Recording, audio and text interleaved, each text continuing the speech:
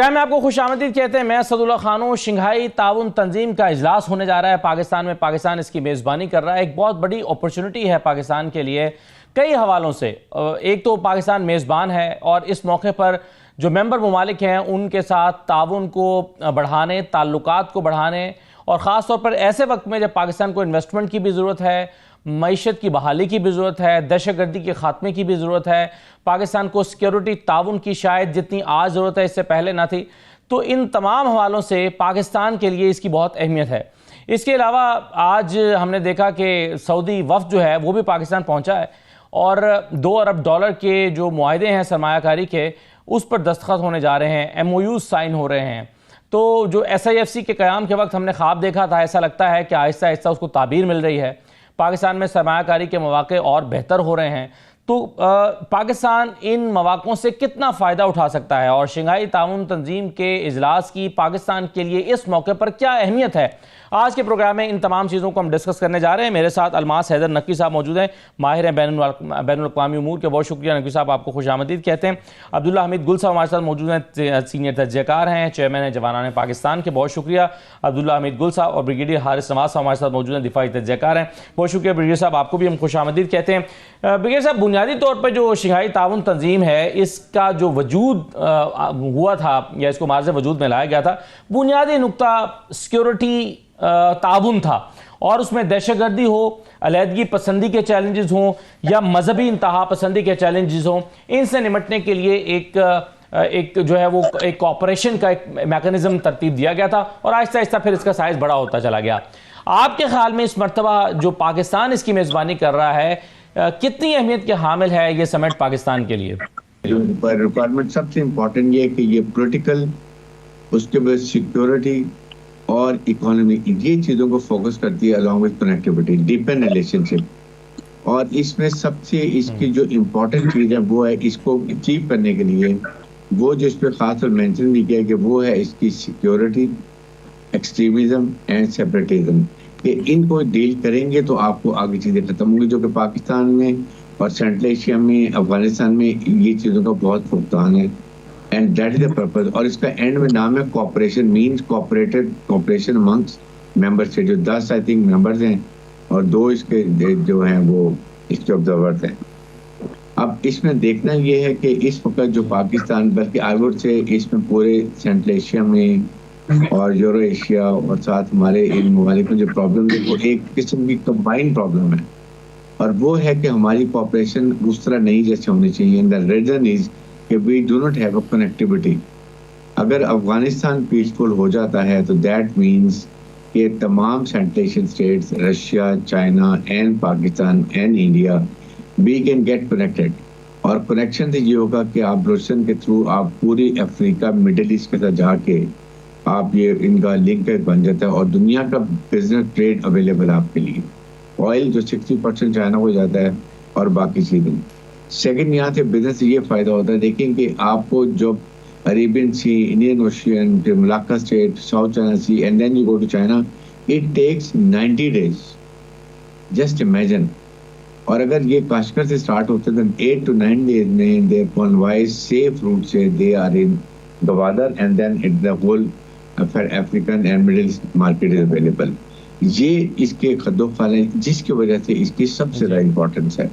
और इसके लिए द ओनली थिंग इज के ये एक बहुत बड़ी अपॉर्चुनिटी है पाकिस्तान, क्योंकि हमें अफेक्टेड भी हैं यहाँ पर, और Afghanistan is coming as a observer state also. तो यहाँ पर बात की जाए कि जी हमें कैसे तमाम इन स्टेट्स को मिल के, and it is a big force. आप सोचें, रशिया, पूरा सेंट्रल एशिया, चाइना एंड उसके बाद Iran and Pakistan and India, just see के ये कितना बड़ा। और इसमें 4 न्यूक्लियर पावर हैं।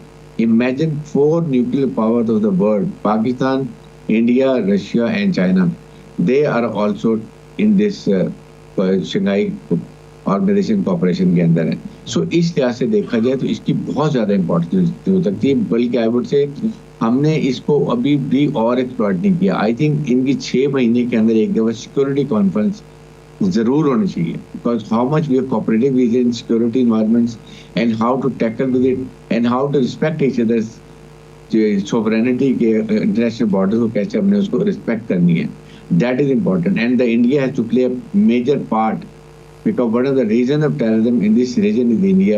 Of course, in SCO you can't talk like this, but the only thing that I'm talking as a Pakistani कि इंडिया को मेंबर स्टेट्स को रशिया चाइना को पुश करना चाहिए कि it can play a major part in improving security relations and be a first state who could connect Central Asia, Afghanistan and Balochistan, Pakistan and then see what all happen. So Russia की ख्वाहिश जो hot waters की है वो भी आ जाती है.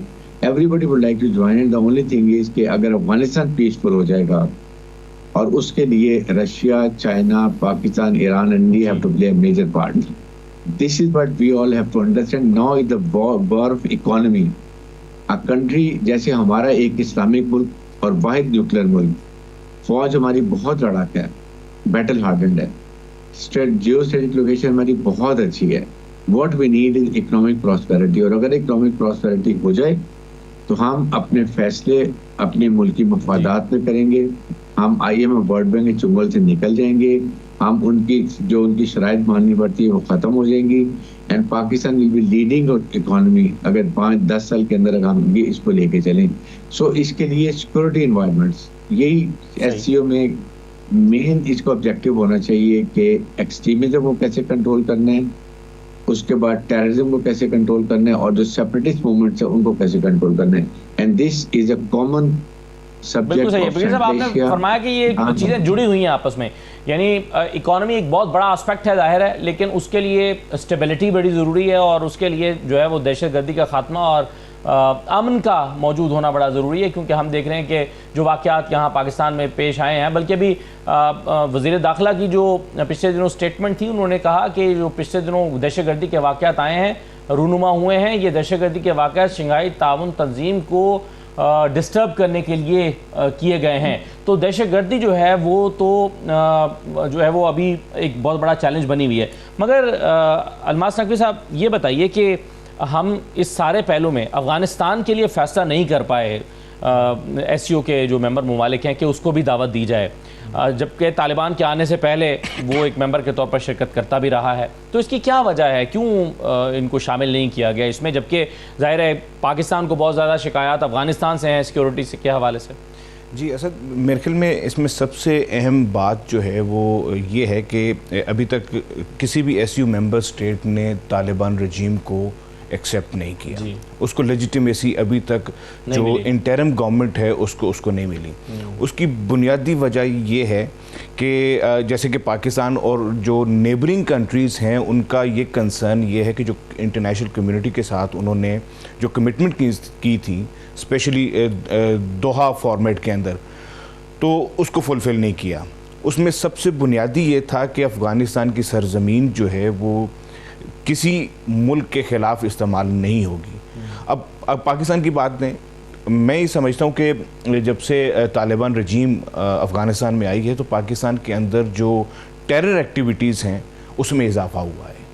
ठीक है, तो डेफिनेटली ये पाकिस्तान ऑफिशियली कई मरतबा उनको कह चुका है, उनको पॉइंट आउट कर चुके हैं. मतलब वो तंजीमें जो वहाँ पे मुतहर्रिक हैं, वो गिरोह जो वहाँ पे मुतहर्रिक हैं, वो लोग उनको आइडेंटिफाई स्पेसिफिकली उन पाकिस्तान की तरफ जो है वो आइडेंटिफाई किया गया है, लेकिन उनकी तरफ से कोई कंक्रीट एक्शन जो है वो नहीं लिया गया. तो सबसे बड़ी वजह मुझे तो ये नज़र आती है. इसी तरह देखिए ईरान के अपने कंसर्न्स हैं, उसकी Turkmenistan, Kyrgyzstan, central Asian republics के अपने कंसर्न्स हैं. रीजनल कंट्रीज़ चाहते हैं कि इसको एक लेजिटिमेसी मिले और अफ़गानिस्तान के अंदर एक स्टेबिलिटी आए. लेकिन ये फ़ैसला जो है वो मैं ये समझता हूँ कि वो तालिबान रजीम ने ख़ुद करना है कि वो क्या चाहते हैं. जी बिल्कुल सही है. इसमें अब्दुल्ला साहब तनाव जो है वो मेंबर ममालिक के दरमियान मुख्तलिफ हवालों से मौजूद है. यानी पाकिस्तान और अफगानिस्तान का चाहे तनाव हो सकता है, दहशतगर्दी उसकी बड़ी वजह है. इसी तरह से चाइना और इंडिया के दरमियान में एक तनाव मौजूद है, लेकिन उसकी वजह कुछ और है, जो अनसेटल्ड इश्यूज़ हैं बॉर्डर के हवाले से और चीज़ें हैं. तो आप कैसे देखते हैं कि ये जो SCO है इन तमाम मसाइल को हल करने के लिए किस तरह से मददगार साबित हो सकती है? बिस्मिल्लाहिर्रहमानिर्रहीम. असद साहब बहुत मेहरबानी. देखें, जहाँ तक एससीओ का ताल्लुक है, ये बहुत ही एक अहम तंजीम है जिसका तकरीबन लैंड मास एरिया जो कि ज़मीनी अगर आप कहें खित्ता, तो तकरीबन ये दुनिया का 47% बनता है जो ममालिक इसमें शामिल हैं। और अगर इसको आप मईशत के हिसाब से देखें तो तकरीबन ये 42% बनता है, जो कि एक बहुत बड़ा इटसेल्फ एक बहुत बड़ा एक दुनिया के लिए थ्रेट है। अब वो ममालिक जो ज़ाहिर है यूनाइटेड नेशन के एम्बिट में आते हैं या प्रो वेस्ट हैं, उनको एससीओ जो है वो बहुत ज़्यादा खटक रही है। इस सब के अंदर भारत एक स्पॉइलर है, क्योंकि हम ये जानते हैं कि खित्ते के जितने ममालिक जिन्होंने एससीओ ताउन तंजीम का जो शंघाई ताउन तंजीम है इसके अंदर हिस्सा लिया, उसके अंदर भारत जो है वो यकीनन मौजूद है। और भारत भी एक न्यूक्लियर पावर है और मईशत के तौर पर भी भारत एक मजबूत मुल्क है, लेकिन उसकी मईशत का इन्हिसार जो है वो ज़्यादातर मगरब से जो सिलिकॉन वैली के अंदर पैसा आता है उसके ऊपर है। अब ये दुनिया के वो ममालिक हैं जो पाकिस्तान क्योंकि इस एससीओ के अंदर एक फ्रंट लाइन स्टेट का किरदार अदा कर रहा है, क्योंकि जो सी पैक है या बेल्ट एंड रोड इनिशिएटिव है वो उसका जो एक दरवाज़ा है, गेटवे है, वो पाकिस्तान के ज़रिए खुल रहा है अफगानिस्तान और अफगानिस्तान से आगे बस्ती एशियाई ममालिक, जहां दुनिया के 90% मादनियात के ज़खायर मौजूद हैं। और दुनिया की तरक्की के लिए मादनियात को इंडस्ट्रियलाइजेशन में लाने के लिए ज़ाहिर है ये रास्ता जो है ये पाकिस्तान और इस इलाके से इस्तेमाल होना है। इसके अंदर जो है वो पोर्ट्स भी मौजूद हैं और पाकिस्तान के गवादर पोर्ट है। और आपने देखा कि पाकिस्तान की मईशत का पहिया जब भी घूमने लगता है और नज़र आता है बेहतरी की तरफ, तो यहाँ दहशतगर्दी के वाक़यात और सिक्योरिटी के वाक़यात में जो है वो बेपनाह इजाफा हो जाता है। और वो भी दो सूबों में, एक जो है जिसका रास्ता जो है खैबर पख्तूनख्वा के ज़रिए अफगानिस्तान जाता है और दूसरा कनेक्टिविटी का रास्ता जो बलूचिस्तान के ज़रिए अफगानिस्तान जाता है और फिर ईरान और इस साइड के साथ। तो इसके ऊपर वो उन्होंने एक अपनी नज़र रखी है, इसमें कोई शक व शुबा नहीं है कि मगरबी ममालिक की पुष्टपनाही हासिल है भारत को भी। और ख़ुद वो जो खेल खेल रहे हैं इस सारे खित्ते के अंदर, पीटर हॉपकर की किताब मौजूद है द ग्रेट गेम, उसके अंदर वो पूरा इस खित्ते का बताता है कि कैसे वो ग्रेट गेम खेली जाती है। लेकिन बहरहाल पाकिस्तान का किरदार जो है वो न्यूक्लियर के साथ साथ जो है वो एक गेटवे का भी है। इसलिए लोगों को ये पता है कि पाकिस्तान जो है वो चाइना के साथ खड़ा है और जाहिर है मगरिब इसको पसंद नहीं करता और वो भारत को ज़्यादा जो है वो प्रोटेक्शन दे रहा है। और आपने देखा कि कश्मीर के अंदर और दीगर जगह पे जहाँ इंसानी हकूक़ की खिलाफ वर्जियाँ हुई, जहाँ दहशतगर्दी के वाक़यात पेश आए, जहाँ बाकायदा रियासत की सरपरस्ती के अंदर दीगर ममालिक के अंदर दहशतगर्दाना कार्रवाइयाँ और टारगेट किलिंग की गई, वहाँ भारत को बिल्कुल प्रोटेक्शन दी गई। अब ये एक तो ये मामला है। दूसरी जानिब जो है वो हमेशा एक प्राइस होती है। देखें, जो भी इस टाइम पे ये तिजारत है या तरक्की के मंसूबे हैं, इसको लोग जो है वो पनपने नहीं देंगे। इसके ऊपर जो काउंटर फोर्सेस हैं वो इसके ऊपर हमला करेंगी, जिस तरह से हम देख रहे हैं। चाइना को भी इस बात का इदराक है, लेकिन साथ ही साथ चाइना के अंदर जो है वो एक उनका इंटरनल प्रेशर डेवलप हो रहा है कि आए दिन लोग उनके जो है वो हलाक हो जाते हैं धमाकों के अंदर कुछ और, तो उससे वो यकीनन पाकिस्तान के ऊपर प्रेशर आ रहा है। लेकिन हमने इसके काउंटर के लिए SSD स्पेशल सिक्योरिटी डिवीज़न जो है वो एक तैनात की है, जो कि इंतहाई फाल किरदार अदा करती है। लेकिन अफसोस ये है कि उनकी जो कामयाबियां हैं वो नज़र नहीं आती, जो नाकामियां हैं वो तो ज़ाहिर है वो आया हो जाती हैं। लेकिन इस सारी सूरत हाल के अंदर शंघाई कॉरपोरेशन ऑर्गेनाइजेशन के अंदर एक और बात बड़ी अहमियत की हामिल है, और वो ये है कि दुनिया को यूनाइटेड नेशन का मुतबादल के तौर पर ये नज़र आना शुरू हो गई है। क्योंकि यूनाइटेड नेशन जो है हालिया जो वाक़यात गज़ा के अंदर आ रहे हैं, मेरे ख्याल में कश्मीर के हवाले से, तो वो बिल्कुल एक्सपोज होकर रह गए। और जब नेतन्याहू ने बावजूद इसके कि आलमी अदालत इंसाफ ने उसको मुजरिम करार दिया और वो वहाँ खड़े होकर तकरीर किया, तो इससे यकीनन सवालात बहुत सारे जन्म लिए। इसलिए शंघाई ताउन तंजीम जिसने माजी के अंदर जॉइंट मिलिट्री एक्सरसाइजेज भी की हैं और इस खित्ते के ममालिक ने जिसमें भारत और पाकिस्तान शामिल हैं, इन्होंने भी मिल के जॉइंट एक्सरसाइजेज की पहली दफ़ा SCO की छतरी के तले। तो SCO जो है नहीं, तो फिर तो अब्दुल्ला साहब फिर तो ये जब आप कह रहे हैं जॉइंट एक्सरसाइजेज की हैं, तो फिर तो कुछ लोग अगर इसको नेटो के मुकाबिल कोई चीज़ मानते हैं तो उससे भी इसका मवाजना किया जा सके। आप जो कह रहे हैं कि यूनाइटेड नेशंस के मुकाबले की तंजीम इसको समझा जा सकता है या आने वाले वक्तों में हो सकती है, तो ये नेटो का जो एक फॉर्मेट है, क्या उस फॉर्मेट पे भी इसको देखा जा सकता है? जी बिल्कुल, इसका मुस्तकबिल उसी सूरत में होगा मुमकिन, क्योंकि देखें, एक है डिमांड एंड सप्लाई।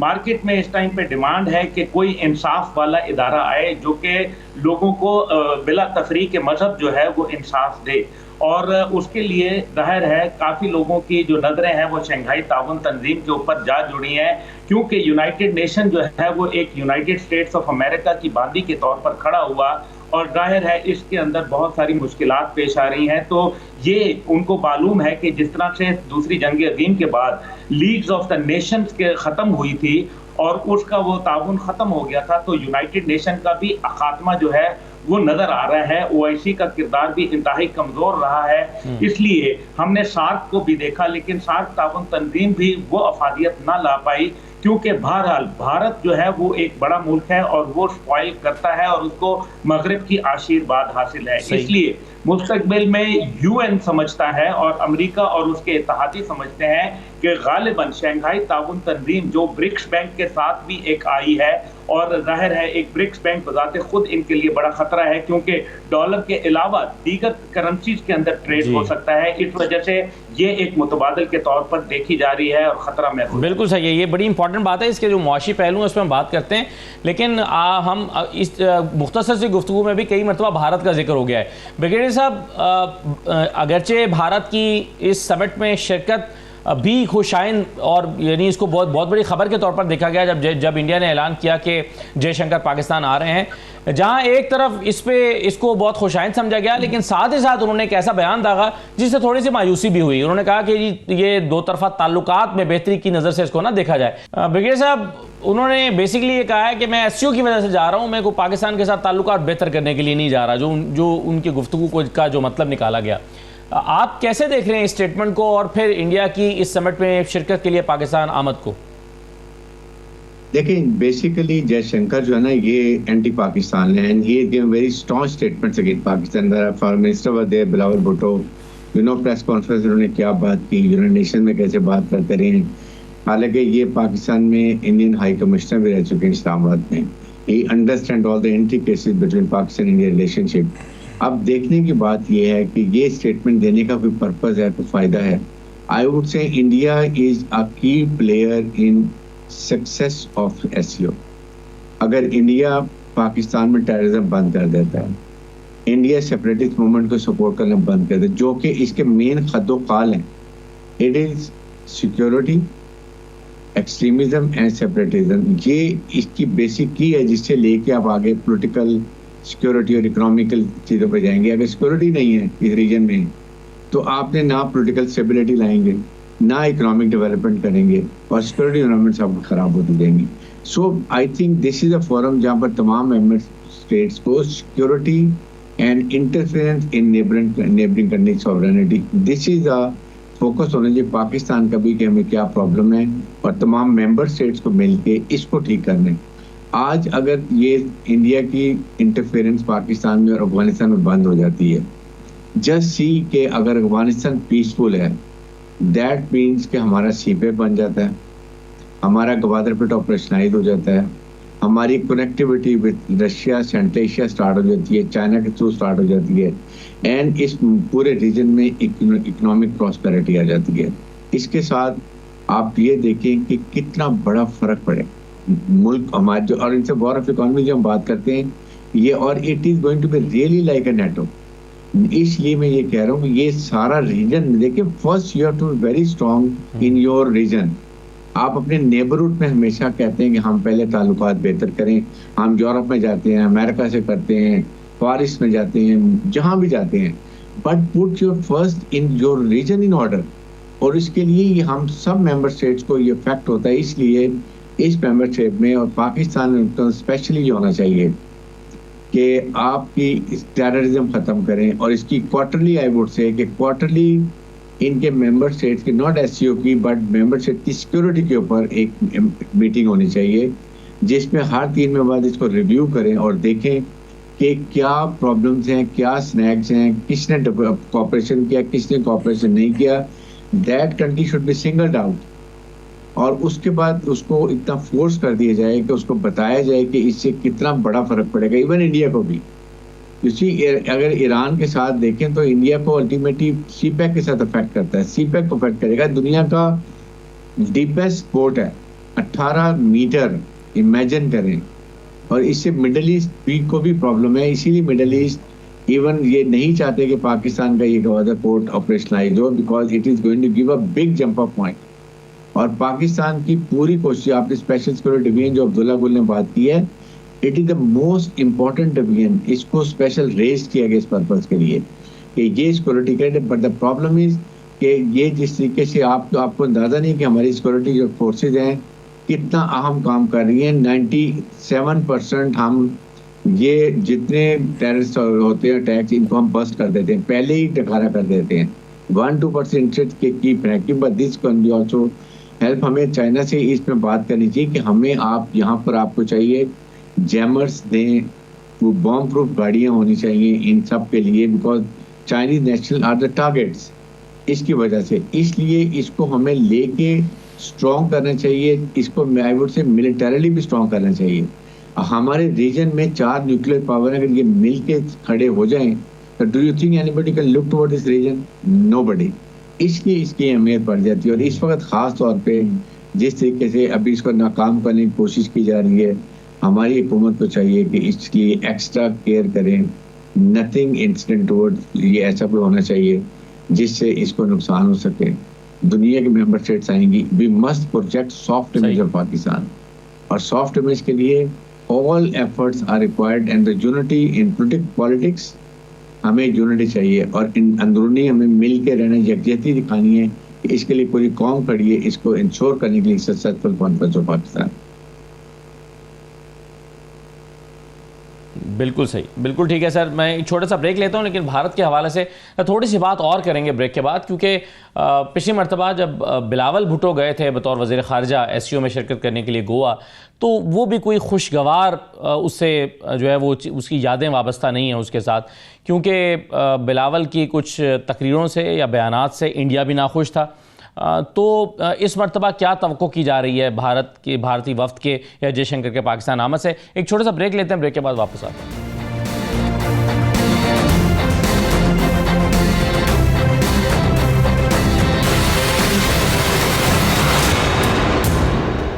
ब्रेक के बाद दोबारा खुशामदीद कहते हैं। पाकिस्तान में एससीओ होने जा रही है और ये बहुत बड़ी अपॉर्चुनिटी है पाकिस्तान के लिए। 2022 मार्च 2022 के बाद जब OIC के वज़ीर ख़ारिजा पाकिस्तान आए थे, उसके बाद ये एक बहुत बड़ा इवेंट पाकिस्तान में होने जा रहा है। अब्दुल्ला गुल साहब, अभी हम जो बात कर रहे थे जयशंकर के बयान के हवाले से और पाकिस्तान आमद के हवाले से, जहाँ एक तरफ इसको पाकिस्तान में एक बहुत बड़ी, पाकिस्तान इंडिया दोनों में एक बड़ी ब्रेकिंग न्यूज़ के तौर पर देखा गया कि पाकिस्तान आने का ऐलान किया उन्होंने, वहीं पर उनके बयान से कुछ मायूसी भी हुई। लेकिन पिछली मरतबा जब बिलावल गए थे वहाँ पर, तो उस वक्त भी इंडिया कोई खुश नहीं था पाकिस्तान के कंडक्ट को लेकर। उनका ख्याल था कि बिलावल ने भारत में बहुत ज़्यादा बात की है, मुख्तलिफ टॉक्स में उन्होंने एससीओ पर बात करने की बजाय भारत को मौजू क्यों बना लिया है। और फिर पाकिस्तान की मौजूदगी में, यानी बिलावल की मौजूदगी में कुछ बयानात भारत की तरफ से ऐसे दिए गए थे जो नहीं होने चाहिए थे। जवाब में बिलावल को भी कुछ कहना पड़ा था। तो आप इस तनाजुर में कैसे देख रहे हैं इंडिया के रोल को इस एससीओ में?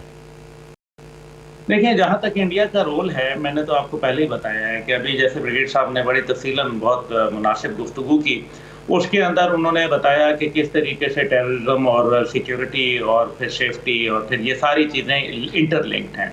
अब मसला यहाँ ये है कि टेररिज्म के लिए बाकायदा नवाज शरीफ साहब की गवर्नमेंट थी और बलूचिस्तान में भारतीय इन्वॉल्वमेंट पे बाकायदा यूनाइटेड नेशन में एक डोजियर पेश किया गया था। वो डोजियर के ऊपर आज तक कुछ नहीं हुआ। इसी तरीके से आलमी अदालत इंसाफ के अंदर जो है कुलभूषण यादव, जो कि दूसरी जंग अजीम के बाद सबसे बड़ा दहशतगर्द था और यूनिफॉर्म में था, वो अभी तक उस केस का भी कुछ नहीं हुआ। तो इसका मतलब है भारत क्या कर रहा है। इसी तरीके से आप देख लें कतर के अंदर क्या हुआ, 8 लोगों को फांसी की सजा हुई। फिर जस्टिन ट्रूडो ने फ्लोर ऑफ द हाउस पे खड़े होकर कनाडा में कहा कि जनाब भारतीय लॉ जो है वो इन्वॉल्व है। और फिर अमेरिका के अंदर और ना जाने किस किस मुल्क में, और खुद जो भारत के वजीर दाखिला थे उन्होंने बाकायदा इस बात का इकरार किया कि पाकिस्तान के अंदर 12 जो है वो टारगेट किलिंग जो है वो उन्होंने करवाई। तो ये इसका क्या मतलब नजर आ रहा है। अब दूसरी बात ये है कि भारत के कंडक्ट के ऊपर बात कर लें। भारत ने कब किस बात के ऊपर जो है, क्या शंघाई ताउन तंजीम के ऊपर कोई पाकिस्तान के खैर के लिए बात की, कोई ट्रैक 2 की तो बात करते हैं, जिसको मैं तो ट्रैक 2 बोलता हूँ, लेकिन ट्रैक 2 डिप्लोमेसी नहीं, डायरेक्ट बराह रास्त डिप्लोमेसी क्यों नहीं करते? इस वजह से क्योंकि भारत जो है वो पाकिस्तान सेंट्रिक पॉलिसी अपनाए हुए है।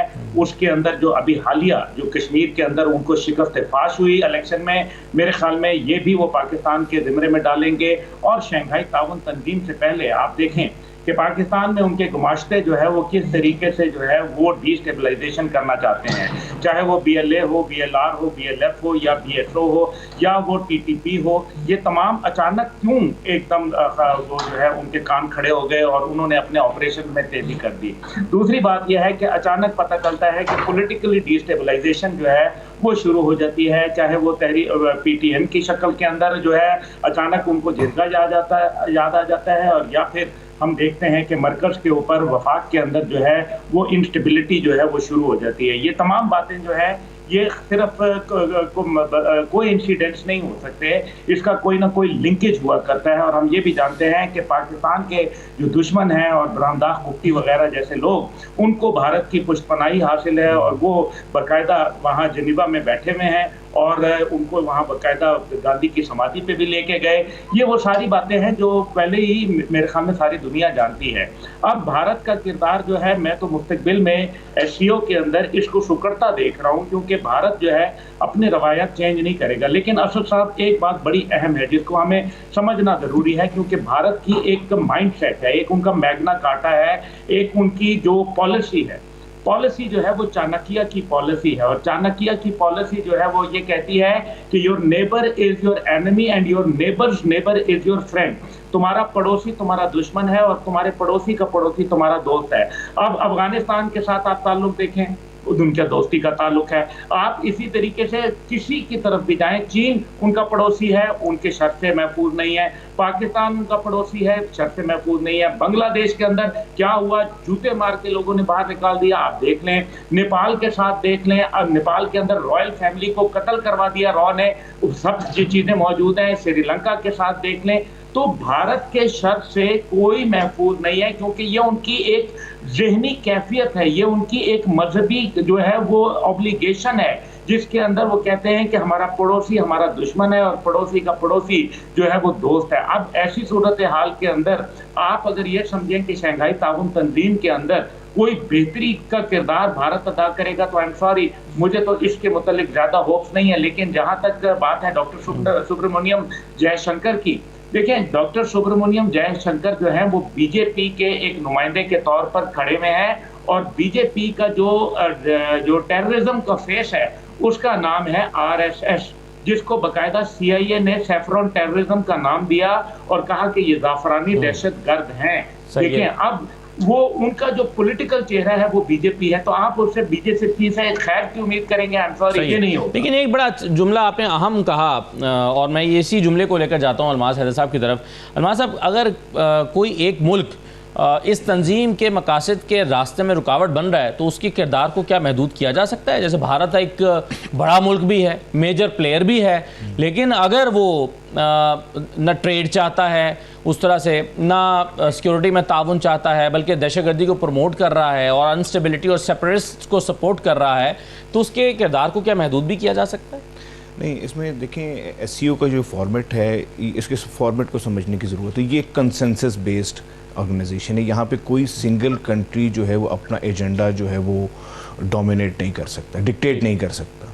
अगर किर्गिस्तान एक छोटा मुल्क है और रशिया बहुत बड़ा या चाइना बहुत बड़ा मुल्क है, वो कुछ और इंस्ट्रूमेंट्स होंगे जहाँ से वो इन्फ्लुएंस कर सकता है, लेकिन इस प्लेटफॉर्म के ऊपर जो है वो इन्फ्लुएंस नहीं कर सकता। इस प्लेटफॉर्म पर तमाम मेंबर्स की राय और जब तक कंसेंसस नहीं होगा वो अप्रूव नहीं होगी। ठीक है, ये इसका बेसिक फॉर्मेट है। दूसरी बात आपने कही कि इंडिया का जो रोल है, डेफिनेटली इंडिया एक अपना पर्सपेक्टिव उसके अंदर रखने की कोशिश करता है, लेकिन मेजॉरिटी में इस जो अभी समिट आ रहा है मैं इसके ऊपर फोकस करना चाहता हूँ। इसका एजेंडा जो है ना सिक्योरिटी है ना पॉलिटिकल है, इकोनॉमी, ये प्योर इकोनॉमिक इसका एजेंडा है, क्योंकि इसके तीन स्ट्रक्चर्स हैं। Council of heads of states जो कि पॉलिटिकल और सिक्योरिटी दोनों इश्यूज़ को वो देखती है। ये जो जिसकी चेयर पाकिस्तान अभी कर रहा है, ये council of heads of government है, ठीक है। ये प्योर इकोनॉमिक एजेंडे के ऊपर इसमें बात होगी। तीसरा इसका इम्पोर्टेंट स्ट्रक्चर है काउंसिल ऑफ फॉरेन मिनिस्टर्स, वो भी पॉलिटिकल और सिक्योरिटी दोनों इश्यूज़ को वो देखती है।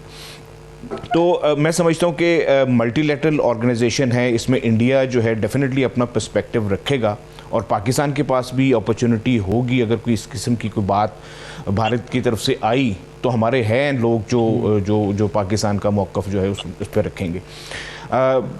फोरम तो चूँकि बंद कमरे का इजलास है, उसमें सिर्फ स्टेट मीडिया है, प्राइवेट मीडिया को जो है वो सेपरेट रखा गया है, तो उसकी रिपोर्टिंग सेशन के अंदर क्या डिस्कस हो रहा है वो तो बहुत कम लोग जानते हैं। वो तो एंड के ऊपर जब जॉइंट कम्युनिकेशन आएगा वही मैं समझता हूँ कि उससे पता चलेगा कि किन चीज़ों के ऊपर जो है वो एग्री किया और कौन सी चीज़ें पीछे रह गई।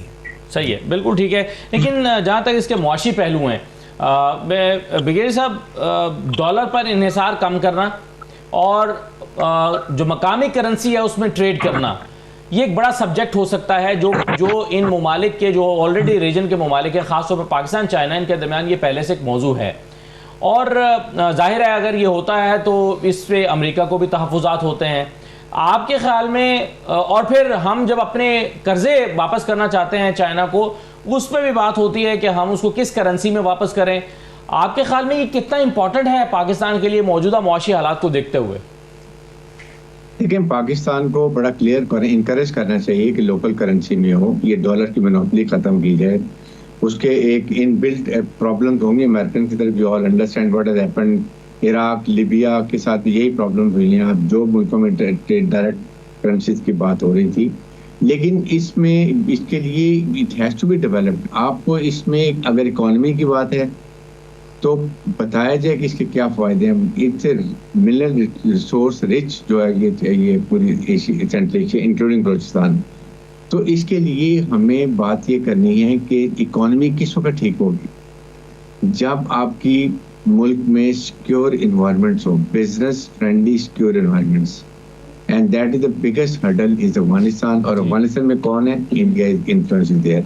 सो इंडिया को यही, रशिया और चाइना को पर्टिकुलरली ये दो पावर्स को चाहिए इसमें ये बात हाईलाइट करें कि कैसे सिक्योर इन्वायरमेंट्स क्रिएट करनी है बिजनेस के लिए। क्योंकि जब तक कनेक्टिविटी नहीं होगी, अगर आपके बलूचिस्तान अफगानिस्तान में ट्रबल है और वहाँ पर टेररिस्ट ऑर्गेनाइजेशन वहाँ पर बैठी हुई हैं, आप मुझे बताइए कि कनेक्टिविटी कैसे होगी। मुझे एक चीज़ सर, मुझे ये बताइए ब्रिगेडियर साहब कि पॉलिटिकल स्टेबिलिटी जो है जिसका आप भी जिक्र कर रहे हैं, ये भी बड़ी इंपॉर्टेंट है सरमायाकारी के लिए। अभी आप सऊदी वफ़द पाकिस्तान आया है तो सरमायाकारी करना चाहता है। अगर यहाँ पर पॉलिटिकल स्टेबिलिटी नहीं होती, हम तो देखते हैं कि यहाँ आए रोज़ कंटेनर्स लगते हैं, तिजारत, मकामी तिजारत बंद हो जाती है, कारोबार बंद हो जाता है, और जो है वो 195 अरब रुपए का नुकसान एक दिन का होता है। ये वजारत ख़जाना की रिपोर्ट है। तो इस तरह का एनवायरनमेंट कैसे ज़रूरी होगा या देना, माहौल फ्राहम करना, अगर हम चाहते हैं कि बैरूनी सरमायाकारी पाकिस्तान में आए तो पाकिस्तान की जो सियासी स्टेबिलिटी है वो भी तो ज़रूरी है। पॉलिटिकल स्टेबिलिटी के लिए सबसे बड़ी responsibility government of Pakistan. Government को has to bring political stability के लिए आप एक नेशनल कोड डायलॉग की कॉल कर लें, invite all political party, let them come with all, जो उनकी तहफ़्फ़ुज़ात है वो लेकर आए। अगर पीटी आती है तो वेल को नहीं आती, then they will single out themselves. आप उनको इनवाइट करें और वहाँ बैठ के सुने डेलिबरेटली, पेशेंटली, और उसके बाद डिसाइड करें कि जी हमने कैसे लेके आनी है। जब तक पाकिस्तान में पॉलिटिकल इन्वायरमेंट्स बेहतर नहीं होंगी, आप मुझे बताइए कि political environment are directly into security environments. Security environment जैसे अभी हुई है, आपके सामने कराची का इंसिडेंट हुआ है, फिर एक पार्टी ने जाके इंतशार फैलाया इस्लामाबाद में just before SCO। What image Pakistan has given कि हम कोशिश पूरी कर रहे हैं कि सॉफ्ट इमेज हो कि पाकिस्तान में बिजनेस फ्रेंडली इन्वायरमेंट्स हैं, please come invest in SIFC के अंदर। Chief army staff Asim Munir दिन रात कोशिश कर रहे हैं। अभी भी सऊदी डेलीगेशन आपके साथ में जो वो आके मिले, they want to have a very really यहाँ पर इन्वेस्टमेंट करना चाहते हैं। लेकिन देन हु हैज टू पूरी कौम को खड़े अभी भी फौज देखिए लड़ रही है, लड़ती रहेगी। द प्रॉब्लम इज कि जब तक दहशतगर्दी खत्म करने के लिए एवरीबॉडी, हम इसको कहते हैं मिलिट्री टर्मिनोलॉजी में कि it is all elements of national power. जितनी लोग हैं ये organization, everybody has to get consensus कि हमने 2 नैरेटिव डिफीट करने हैं। नंबर 1 टेररिज्म खत्म करना है, नंबर 2 ये जो एक नैरेटिव है फौज और अवाम में खलीज पैदा कर ये खत्म करना है। ये तमाम पॉलिटिकल पार्टी पर्टिकुलरली केपीके की जो वहाँ पर इन्वायरमेंट्स हैं। सेकंड इसके साथ इकोनॉमी के लिए जब तक अफगानिस्तान स्टेबल नहीं होगा, this should be the main theme of SCO economy के लिए भी, कि Russia, China, Pakistan, India, Iran, they have to think इसको कैसे पीसफुल किया जाए। Peaceful Afghanistan means peaceful Balochistan means operationalisation of CPEC and governor port, और this is the main link. और आई एम श्योर कि इसमें India will have to think above ये enmity जो पाकिस्तान के साथ है। They have a hegemonic design and they feel कि पाकिस्तान इज स्टम्बलिंग ब्लॉक इस रीजन के अंदर, वरना वो चाहते हैं हम साउथ एशिया में हमें सब कुछ कहा जाए, नॉट रियलाइजिंग कि Pakistan sovereign country, nuclear country है। तो ये चीज़ें हमें इनको करनी पड़ेंगी। इसके लिए ये मीटिंग बहुत इंपॉर्टेंट है, और सिक्योरिटी के ऊपर डेफिनेटली एक अलग सिर्फ सिक्योरिटी के ऊपर मीटिंग होनी चाहिए, जिसमें देखा जाए कौन क्या किस मुल्क में इंटरफेयर कर रहा है, उसको पोलाइटली वे में आप एक रेजोल्यूशन पास करेंगे। ये एनवायरमेंट्स है, any country which doesn't believe in this has to be out of this party, ये ऑर्गेनाइजेशन। जब तक इस तरह नहीं करेंगे ये हल नहीं होगी। ये अपॉर्चुनिटी है। नेटो को देख लें कैसे वो जा रहे हैं, यूरोपियन यूनियन को देख लें, इजराइल अमेरिका को देख लें, and where we are heading in this region, हम कहाँ पर बैठे हुए हैं। आई थिंक इसके लिए इसको अगर ये बातें हम इसमें एजेंडे में ले आते हैं और एक जॉइंट रेजोल्यूशन आ जाता है, it is going to be big success for as far as SCO is concerned. सही है, राइट सर। मैं एक छोटा सा ब्रेक लेता हूँ। सऊदी वक्त पाकिस्तान में है और सरमायाकारी के बड़े मुआहदों पर दस्तखत हो रहे हैं। SIFC की बुनियाद जिस ख्वाब के साथ डाली गई थी और जो उसके बारे में सोचा गया था, क्या अब वो हासिल हो रहे हैं मकासद? एक छोटा सा ब्रेक लेते हैं, ब्रेक के बाद वापस आते हैं।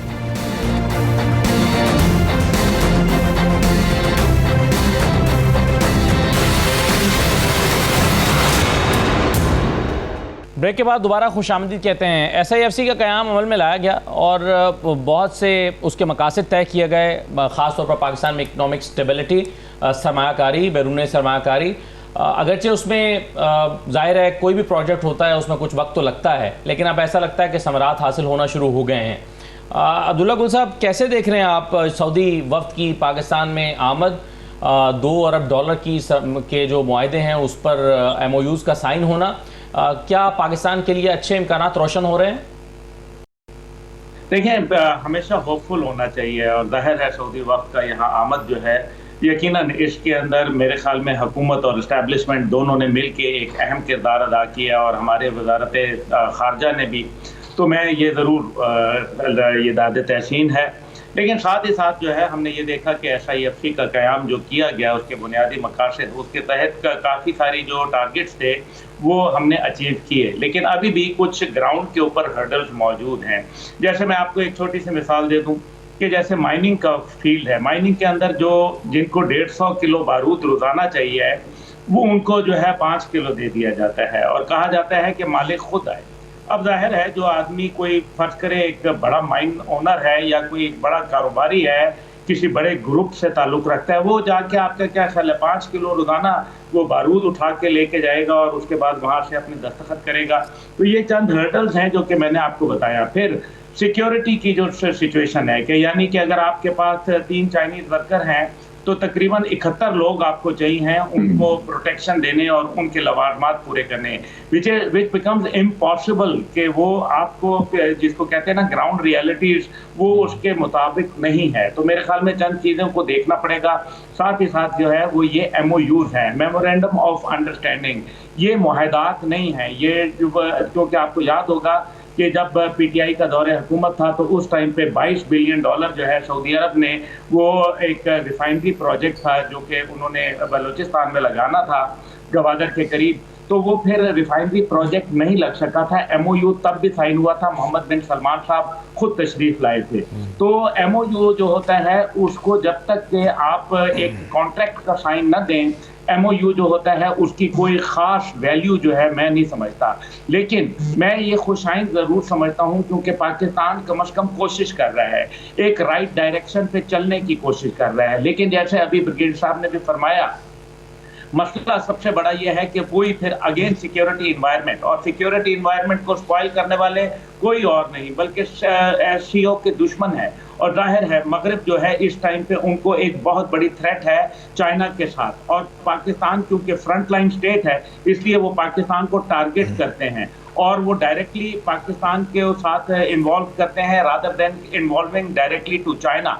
इसलिए इंडिया की जहां तक बात की गई, अलमार साहब ने बहुत अच्छी बात कही कि इसके जो बिल्कुल फॉर्मेट है वो फर्क है, लेकिन साथ ही साथ ये है कि अगर आप कश्मीर को फरामोश कर दें, आप अपने बॉर्डर इश्यूज को, वाटर इश्यूज को और टेररिज्म के इश्यूज को फरामोश कर दें, बलूचिस्तान को फरामोश कर दें और इंडिया के साथ तिजारत के रास्ते खोल दें, क्योंकि एससीओ तो ये कहता है लेकिन आप ये मुमकिन नहीं होगा। इकोनॉमी को आइसोलेशन में नहीं देखा जा सकता, आप ये कह रहे हैं? हाँ, आप ऐसे नहीं, आप सिर्फ के जी वो तो चाहते ही, बनिए की तो सोच यही है कि वो चाहता है कि जैसा जनाब आप तो सरक्रीक के मामले को, फलाने को, सबको फरामोश कर दें और हमारे साथ तिजारत कर दें। दूसरी बात, अफगानिस्तान में अनडिक्लेयर्ड 4.2 बिलियन डॉलर्स की अफगानिस्तान ने इन्वेस्टमेंट की है, और अमेरिका के इनखला के बाद खुद उनका बयान मौजूद है जिसके अंदर उन्होंने कहा है कांग्रेस के सामने कि 18.5 बिलियन यूएस डॉलर जो है वो अफगानिस्तान को 1 सितंबर 2021 के बाद से लेके अब तक दिए जा चुके हैं। अहमद शाह मसूद के बेटा जो अहमद मसूद है उसका बयान मौजूद है कि 67 मिलियन यूएस डॉलर हमें हर महीने जो है वो जहाज़ों के जरिए तालिबान हुकूमत को मौसूल हो रहे हैं। अब आप ये मुझे बताएं कि वो क्यों हो रहे हैं, किस लिए हो रहे हैं, और फिर क्यों अफगानिस्तान से वस्ती एशियाई ममालिक की तिजारत नामुमकिन हो रही है, और इसी तरीके से पाकिस्तान के साथ मामला क्यों खराब हो रहे हैं।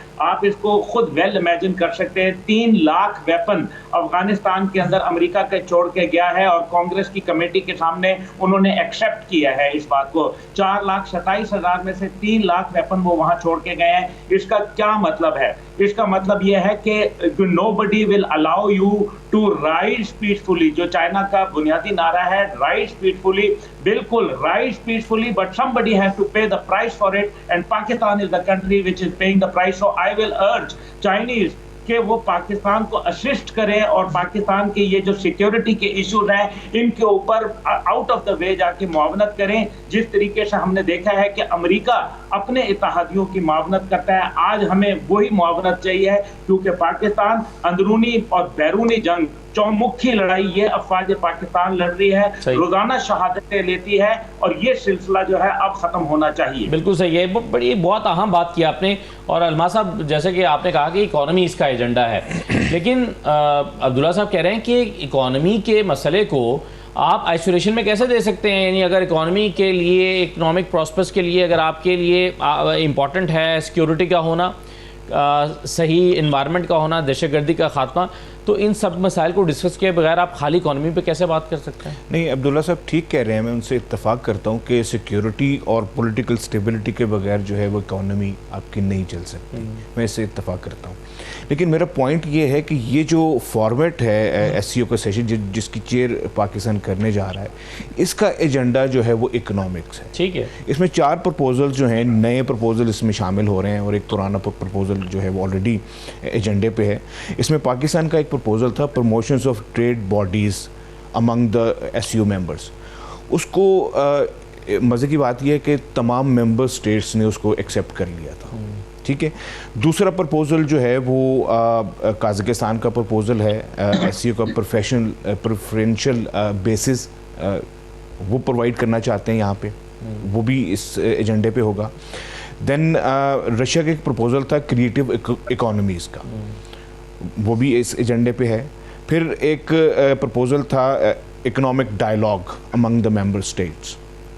तो ये तो 4 नए प्रपोजल जो कि इस सेशन के अंदर जो है वो आएंगे।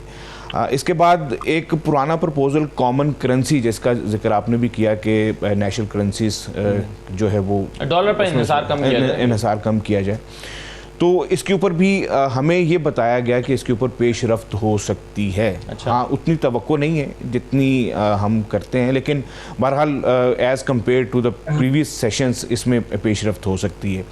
तो मेरा सिर्फ पॉइंट ये है कहने का कि ये जो स्पेसिफिकली ये मीटिंग हो रही है जिसको पाकिस्तान चेयर कर रहा है, ये प्योर इकोनॉमिक है। इसका सिक्योरिटी और जो सिक्योरिटी और जो पॉलिटिकल एजेंडा है वो 2026 में heads of council of heads of state का जब पाकिस्तान चेयर करेगा, ये उस फॉर्मेट के एजेंडे के ऊपर वो चीज़ें आएंगी। सही है, बिल्कुल ठीक है। ब्रिगेडियर हारिस नवाज साहब, पाकिस्तान का एक बड़ा मसला जो है वो इकोनॉमी है, इकोनॉमिक स्टेबिलिटी है। आपके ख्याल में ये सऊदी वफ्द की आमद, चलिए MOUs ही सही मगर कुछ पेशरफ्त तो हो रही है, उसके अलावा जो SCO है उसमें भी इकोनॉमी के डिफरेंट एवेन्यूज़ के ऑप्शंस पर बात करना, आपके ख्याल में पाकिस्तान के लिए क्या मुस्बत चीज़ें आइंदा यानी कुछ अगले कुछ महीनों में या सालों में कुछ बेहतर चीज़ें पेशरफ्त हो रही है इकोनॉमी के हवाले से? नहीं, देखें बहुत फ़र्क पड़ रहा है और ख़ासतौर पर ये सऊदी बड़ा हैवी डेलीगेशन आ रहा है और ये जो इनके साथ basically they want to come, आपके सामने आते ही उनकी मुलाकात चीफ आर्मी स्टाफ से भी हुई है, जो कि SIFC को बहुत ही सीरियस तरीके से लेके चल रहे हैं। और Saudi Arab is very much interested के पाकिस्तान में लैंड डेवलपमेंट के लिए, ग्रीन पाकिस्तान के लिए तो really invest in, they want thousand and thousands of acres of land. लेकिन उसमें देखना है कि उसके लिए वो कल्टीवेशन क्या करते हैं। इज इट ओनली ये ग्रास जो रोड है वो आपको लाना चाहते हैं या आपको और ग्रेन के लिए वो करना चाहते हैं? That is more important. Second, उनकी जो इम्पोर्टेंस है वो है they want to go for Balochistan के लिए, माइन मिनरल्स के लिए, गोल्ड के लिए। देयर लॉट ऑफ प्लेसेस इकोडर के अलावा भी जहाँ पर गोल्ड है उसको चाहते हैं, इसलिए they want to go have heavy development investment करना चाहते हैं। बट पॉइंट वही आ जाता है कि economy is directly proportionate to your security environments. No, this is a big question mark. Economy की बिल्कुल ये ठीक है कि इकोनॉमी के ऊपर रिलेटेड ये कॉन्फ्रेंस है, बट देन इकोनॉमी को मैटर क्या करता है, उसको उसके मेन पिलर्स क्या हैं? That is political stability and terrorism. अगर ये दो चीज़ें ठीक हो जाएंगी तो आपकी इकोनॉमी डेवलप होगी। आप आज अफगानिस्तान को पीसफुल कर लें, एवरीथिंग इज ओके। पाकिस्तान एक साल में देखें कहाँ का कहाँ निकल गया होगा, जो वर्ल्ड लीडिंग इकोनॉमी में आ जाएंगे। जितनी ट्रैफिक आएगी मिडल ईस्ट की, ऑयल की चाइना की तरफ और उसके बाद अफ्रीका की तरफ से, तो आप सोच लें उससे हमारे लिए कितनी रोजगार, कितनी सोशो इकोनॉमिकल इन्वायरमेंट्स, आवाम खुशहाल, यूथ हमारी बाहर जाना बंद हो जाएगी। They will all be absorbed here in Pakistan. So this is why we say कि पाकिस्तान को इकोनॉमी के साथ उसके जो मेन पिलर्स बयान करने की जरूरत है कि ये किन एनवायरनमेंट्स में ये बेहतर हो सकती है। आप बताएं पाकिस्तान में कौन आएगा जब यहाँ पर इस तरह के धमाके हो रहे हैं चाइनीज के और इन लोग जो हो रहे हैं? Would any investor come? Risk is life और risk is investment. This is the thing. इसके लिए पाकिस्तान को चाहिए, हुकूमत को भी चाहिए, इमीडिएटली पॉलिटिकल स्टेप लें और बिठाएं सबको। ये it should be out of SCO जब भी खत्म हो जाए उसके बाद फॉलो अप में कि इसके लिए क्या करना है। सो इकोनॉमी को जरूर डिस्कस करें और इंडिया की पूरी कोशिश है कि पाकिस्तान इंडिया से ट्रेड करे। That is what they have been emphasising. इसमें भी वो बात करेंगे जो इसमें इकोनॉमी की बात है। बट द प्रॉब्लम इज आज अब इंडिया से ट्रेड की बात करें, नेक्स्ट डे वो कहेंगे कि पाकिस्तान ने 370-35A जो इन्होंने रिवोक किया था उसको एक्सेप्ट कर लिया, Indian control of Kashmir. This is the main issue. आज आप उनसे बॉर्डर पे डिस्प्यूट की बात कर रहे हैं, ट्रेड की बात कर रहे हैं, लेकिन जहां आपने कश्मीर को इंडिया से निकाला, इंडिया में ढोल बचेंगे और Pakistan will have no right. एक और इश्यूज आप कह रहे हैं कि अपनी जगह पर इंपॉर्टेंट है, उसको उससे हटकर आप बाकी इश्यूज को सेटल नहीं कर सकते। बहुत शुक्रिया आपका ब्रिगेडियर हारिस नवाज साहब, अब्दुल्ला हमीद गुल साहब, अलमा सैयद नकवी साहब, बहुत शुक्रिया प्रोग्राम में शिरकत करने के लिए। इजाज़त दीजिए, अल्लाह हाफ़िज़।